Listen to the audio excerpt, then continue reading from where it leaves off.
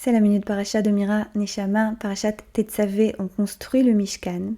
Et le Me'ashiloach nous dit, quand vous regardez la forme du Mishkan, c'est Tzurat HaAdam, c'est la forme de l'être humain, et les matériaux qui le constituent, en l'occurrence quasiment entièrement du bois d'acacia shittim recouvert d'or, ça parle de nos actions, ou plutôt du sens de nos actions, des motivations de nos actions.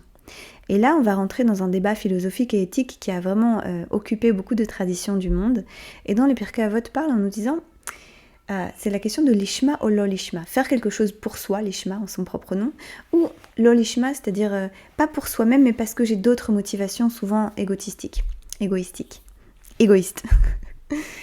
Et alors, il nous dit, en fait, quand on se pose la question de savoir si je fais de la charité, si je fais du volontariat, si j'étudie la Torah ou si j'ai une pratique spirituelle, est-ce que je le fais vraiment pour la chose en elle-même ?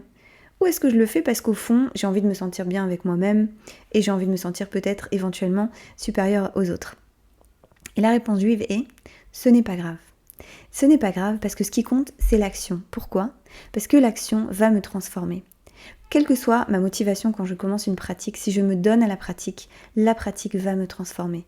Et peut-être que ce qui au départ était une motivation égoïste, autocentrée, va se dissoudre comme mon ego et va devenir la beauté de la chose en soi, l'étude de la Torah pour soi, la méditation pour soi, le don pour soi. Et donc voilà l'invitation de la pratique cette semaine, de cette paracha, c'est vraiment de se donner à ce qu'on fait, de se donner à nos pratiques en croyant sincèrement à leur pouvoir de nous transformer et de faire de notre cœur réellement, comme le Mishkan, un cœur en or. Shabbat Shalom.